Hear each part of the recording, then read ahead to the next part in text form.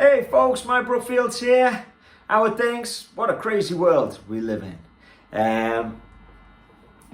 Bit of a clear schedule for me. Lots of gigs in the diary suddenly been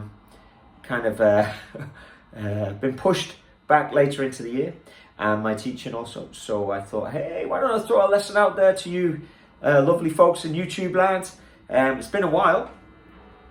But hey, let's hook up and tell me what's going on down there in the comments, and let's learn some new stuff. I'm gonna do Nobody Knows You When You're Down and Out. I actually did put this up about 10 years ago, but I was just kind of playing it slow for my existing students. I never really did it as a lesson, so what I'll do is I'll casually play through it. I'm just doing this on my iPhone. I don't think there's a massive need to go into any high level audio or visual on this, so this is how I do my kind of online lessons. I do them, I like personalized like this, where we discuss what a student wants to learn, and then I record it on my phone like this.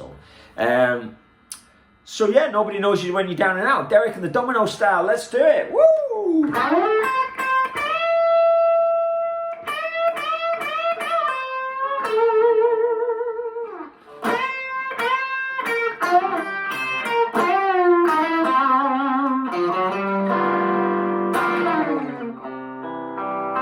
Once I lived a life of a millionaire, spent all my money, but just did not care. Took all my friends out for a mighty good time. Drank bootleg whiskey, champagne wine, yeah. Then I began to fall slow. Lost all my good friends, had nowhere to go. If I get my hands on the dollar again, a hang-on trip to that Eagle Grange, yeah. Nobody knows you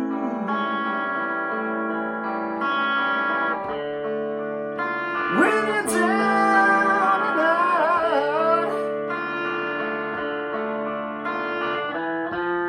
If your pocket is not full of pennies, yeah. Ask for friends, don't have any, no. When you finally get back on your feet again, everybody wants to meet the good old long lost friend. Yes, money streams, without a doubt. Nobody knows you when you're down and out, yeah.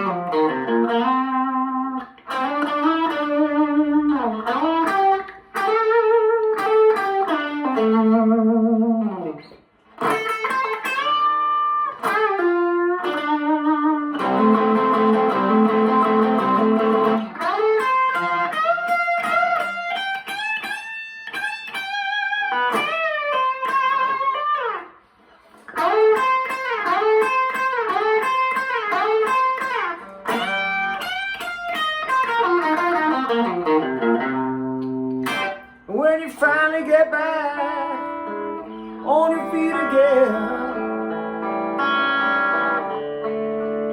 Everybody wants to be the good old lost friend. Yeah, it's mighty strange without a doubt. Yeah. Oh, nobody knows you.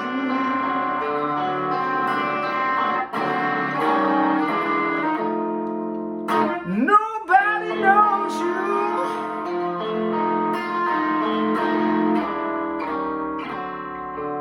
Nobody knows you when you're down and out.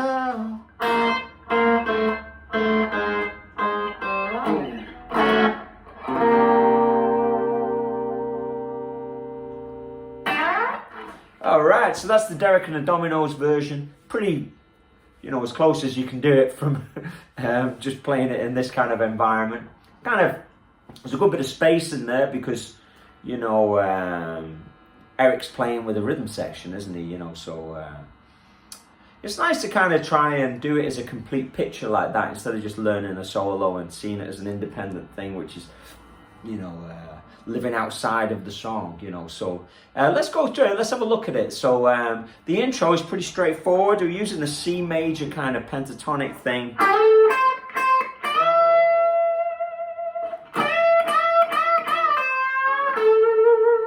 So he's like what I call like B.B. King.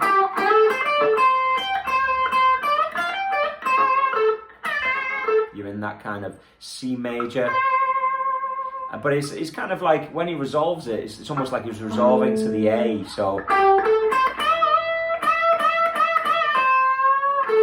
that little really kind of lends itself to, resolving to that A7 kind of chord.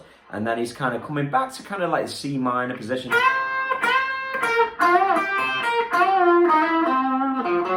So, there's the nice kind of bending up to the C root. And then it's like Chuck Berry. And then major third. And then I put that G7 there. I'm not sure if that's there. I'm sure it is. Anyway, I'm playing the chord progression as simple as I can, but I do, play in different positions depending on what my role is. If I'm performing it, if I'm singing it, I might play it very simply here.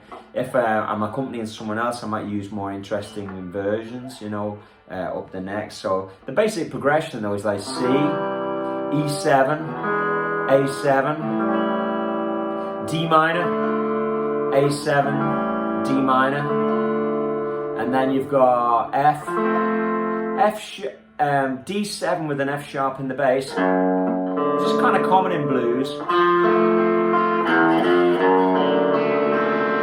You've got that kind of a root movement, and then you've got the C, and you can do that little bass run down to the A7, D7, and then a G7.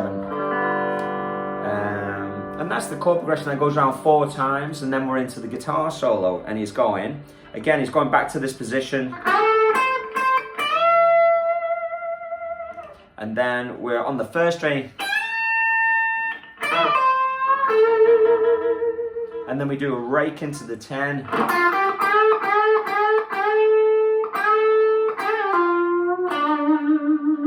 So it's almost like he's gone to the key of D minor. So it's very, very clever what Clapton does. He's playing through the changes like a jazz player, but he's not banging out scales and arpeggios kind of like arguably like jazz players can do, because they play from a very high level knowledge of scales and arpeggios. They can't help but throw those in. Like Clapton would not have that vocabulary, so he's kind of playing from his blues vocabulary and he's moving it through, bending it to fit the chord progression, which is really kind of organic and clever. And in my the way I view it, it's much better than playing scales and arpeggios anyway. So it's a really interesting solo to kind of study and compare it, So we've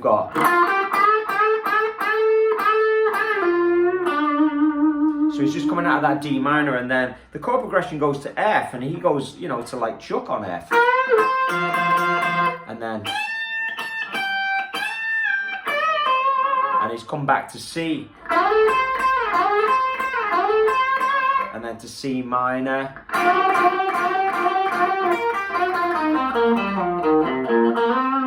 So like when you maybe look at chunks of it, he's playing in C major,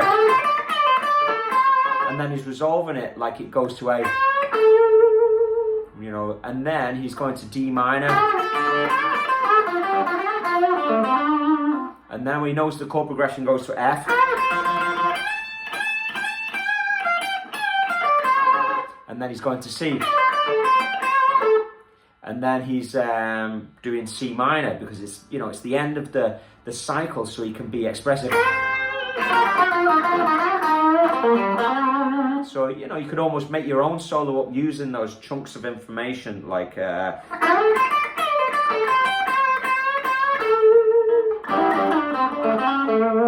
minor,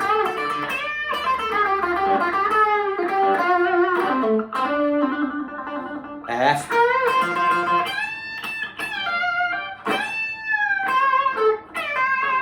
and then C minor.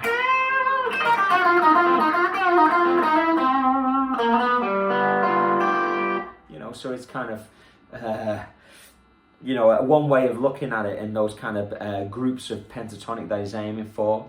And then he goes again. So he's kind of doing a one string thing.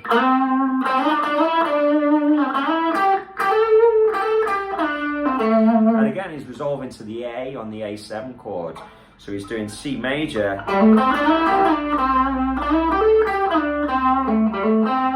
then resolving on the A. So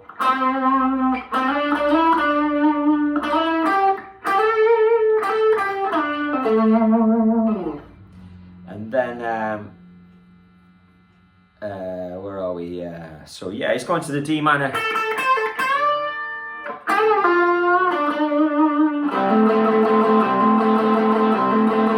See the D minor there.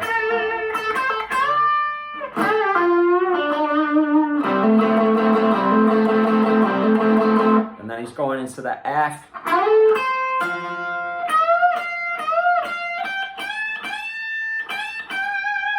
So you can see the F shape there.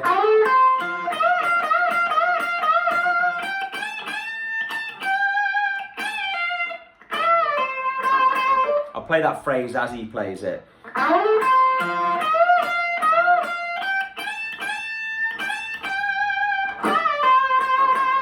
So he's basically playing off that, you know, F shape there, and then going back to that C major pentatonic thing here, and now he's going back to, yeah, so,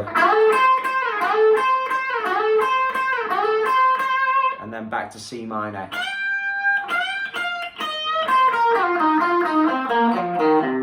Which is, you know, C minor pentatonic.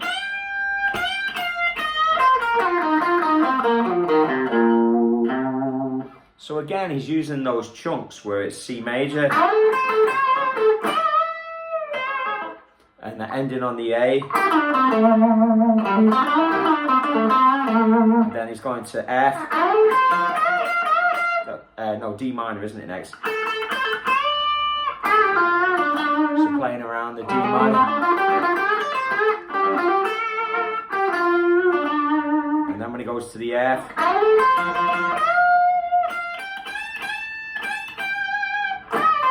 back to the C, and then, you know, back to the C minor. So you got these chunks of C major pentatonic, resolving to the A because it goes to the A chord, some D minor pentatonic, going to F major sounds, then back to the C major sounds, and then C minor blues to end. So there seems to be that kind of like chunk of activity that he's aiming for. So he's not trying to play on every chord, like again, like a jazz player would with arpeggios or scales or lines. You know, it's really kind of, he's using like chunks of information that he knows will go over multiple chords, but navigate through the chords in a kind of clever way. So it's a nice way of kind of analysing it without going into too much kind of detail. So then you're back to the chord progression again. So he goes once round, but when he goes to the D7, he goes, Love, nobody knows you.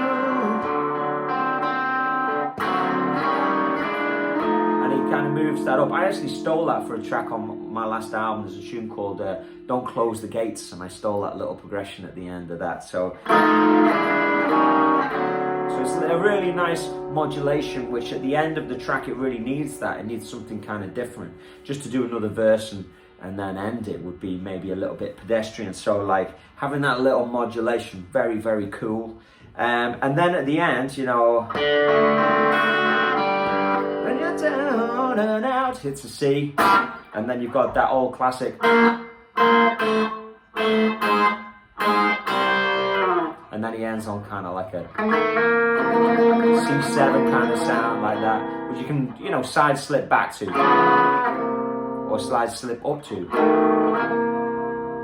So I'd encourage you to practice kind of maybe soloing over it, using those chunks of information that I was talking about before. So like play C,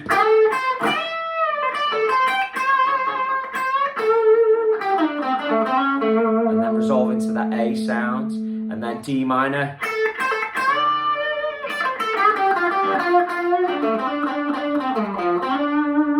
up to an F,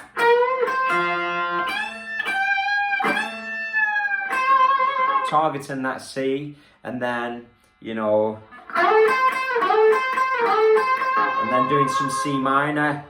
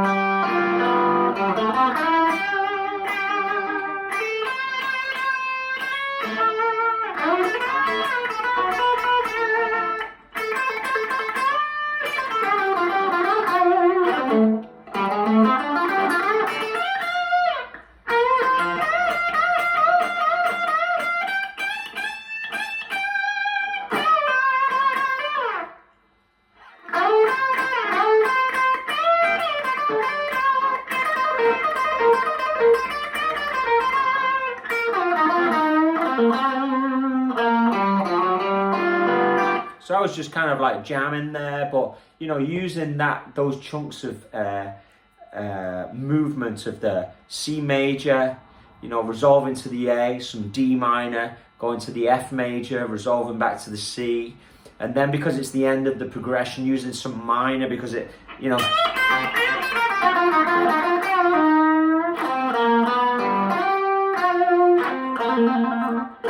You know, so anyway, have fun with that. I hope you enjoyed it and you got something out of it.